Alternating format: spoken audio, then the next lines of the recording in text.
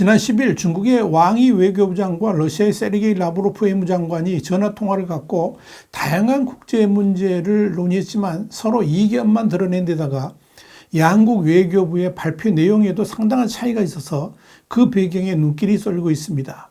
삐걱대는 중러 관계의 속살을 와이타임스가 추적해봤습니다. 지금 시작합니다.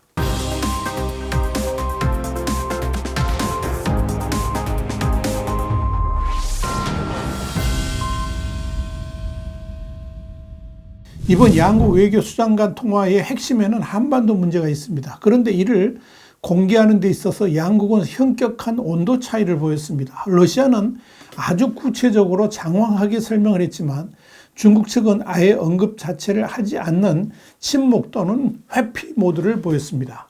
여기서 주목할 것은 이들 두 나라의 대외 발표가 왜 이렇게 온도 차이가 나는가 하는 점입니다. 우선 러시아 외무부는 이번 통화에서 우크라이나 위기와 팔레스타인 이스라엘 갈등 그리고 한반도 주변 정세, 아시아 태평양 지역 전반의 상황 등 국제 의제에 관한 여러 긴급 현안이 다뤄졌다 이렇게 밝혔습니다. 그런데 눈여겨볼 것은 중국 외교부가 홈페이지를 통해서 공개한 이날 전화회담 결과에서는 양측은 공통 관심사인 다른 국제지역 문제에 대해서도 의견을 교환했다 그러면서 한반도 문제가 다뤄졌다는 사실은 아예 거론하지도 않았습니다. 외교부의 공식 보도자료라든지 성명 또는 대변인의 발표는 그 나라의 공식적인 견해를 드러낸다는 점에서 매우 중요한 이 가치 판단 자료가 됩니다.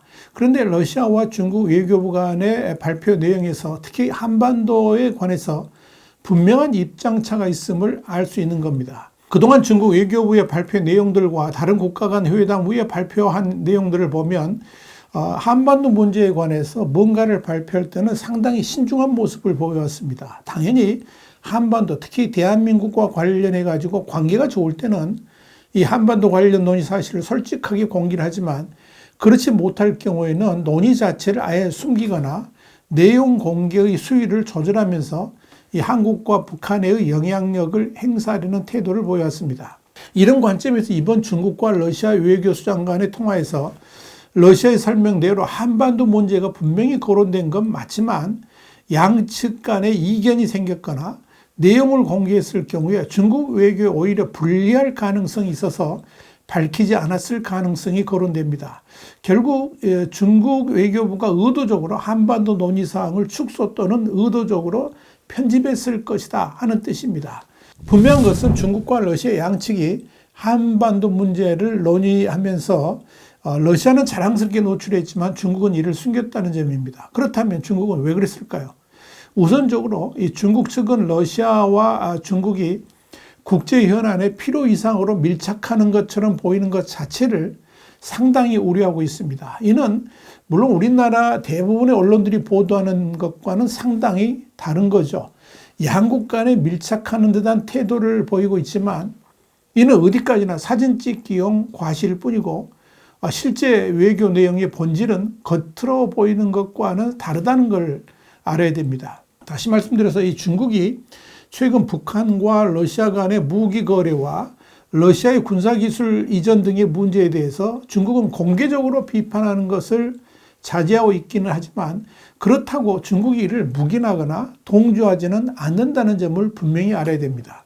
이번 중국 외교부의 보도자료에서 한반도 관련 내용이 완전히 빠져 있다는 것이 이를 증명합니다.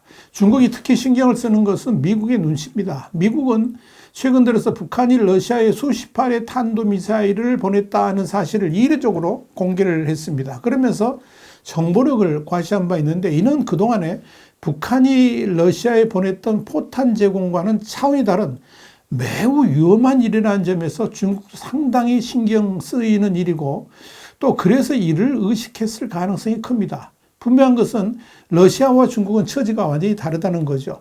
러시아가 우크라이나 전쟁을 도발해서 국제사회의 제재를 받고 있긴 하지만 사실 러시아의 경제 규모는 중국과 비교했을 때 천양지차입니다. 특히 지금 중국 경제 상황은 악화일로입니다.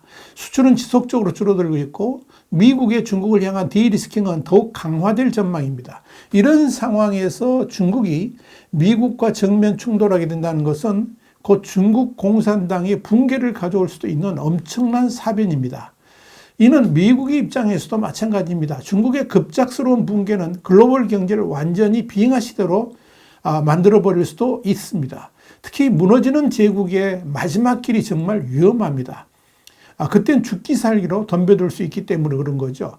그래서 미국도 중국에 대한 위기 관리를 하고 있다, 이렇게 보시면 됩니다. 이런 점에서 미중 양국은 긴 갈등 끝에 지난해 미중 정상회담을 통해서 미중 관계를 갈등의 심화가 아니라 관리에 초점을 맞추기로 한 겁니다. 그런데 이런 상황에서 중국이 자칫 러시아나 북한을 비유하는 모습을 보인다면 미국에게 잘못된 시그널을 보낼 수도 있다는 점에서 매우 부담스러울 수밖에 없습니다.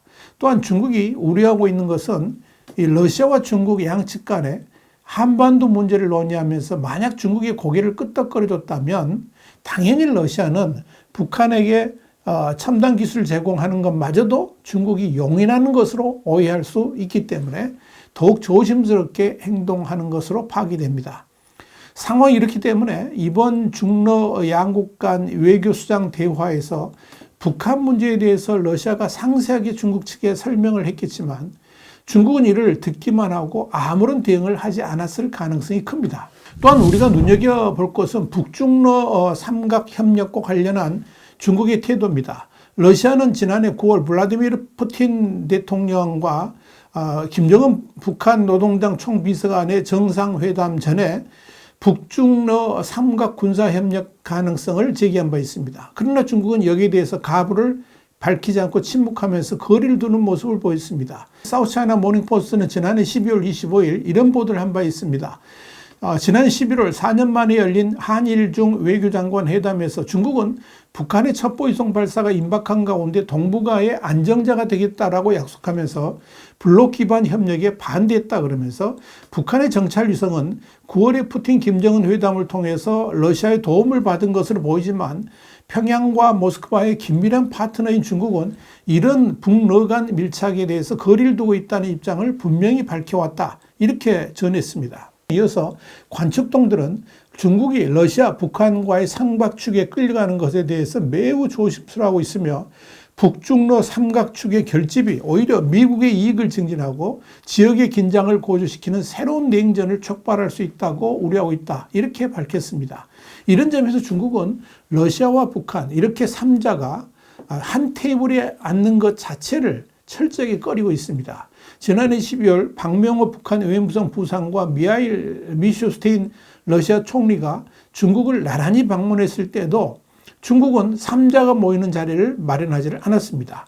이와 관련해서 중국 북동부에 위치한 지린대학교의 동북아 연구 전문가인 비온 알렉산더 누베는 중국이 평양 및 모스크바와 긴밀한 양자 관계를 유지하면서 동시에 삼각관계를 강화함으로써 블록 구축에 관여하는 것처럼 보이는 것을 원하지 않는다라고 말했습니다. 두베는 이어서 원칙적으로 중국은 러시아와 북한의 관계 심화에 만족할 수 있는 것처럼 보이지만 실제로는 양국의 이해관계는 분명히 엇갈린다 그러면서 결정적인 것은 러시아와 북한은 모든 국제 시스템을 파괴하려는 데 방점을 두고 있지만 중국은 그런 북러의 움직임에는 관심이 없고 오히려 국제관계에서 안정을 추구한다라고 밝혔습니다.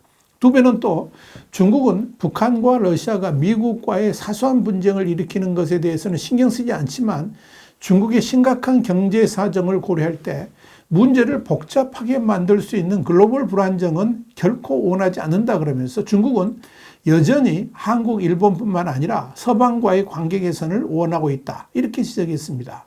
사우스차이나 모닝포스트는 이런 차원에서 지난달 시진핑 중국 국가주석과 조 바이든 미국 대통령의 정상회담에서 두 정상은 두 강대국 간의 긴장 고조를 관리하기로 합의한 것이다, 이렇게 설명한 겁니다. 이런 차원에서 이번 중러 양국 간의 외교수장 회담 결과를 보면 이 중러 간의 확실한 온도차가 느껴집니다. 러시아 외무부는 이번 전화통화 관련해서 양측은 양국 간의 고위급 및 최고위급, 그러니까 정상의 향후 접촉 일정도 검토했다라고 밝혔지만 중국 외교부는 고위급 교류 강화, 고위급 왕래에 대한 왕이 부장과 라브로프 장관 각각의 발언이 있었다, 이렇게만 말하면서 간략하게 소개했을 뿐입니다. 이것이 중국과 러시아의 실체입니다. 와이타임 정세분석이었습니다. 감사합니다.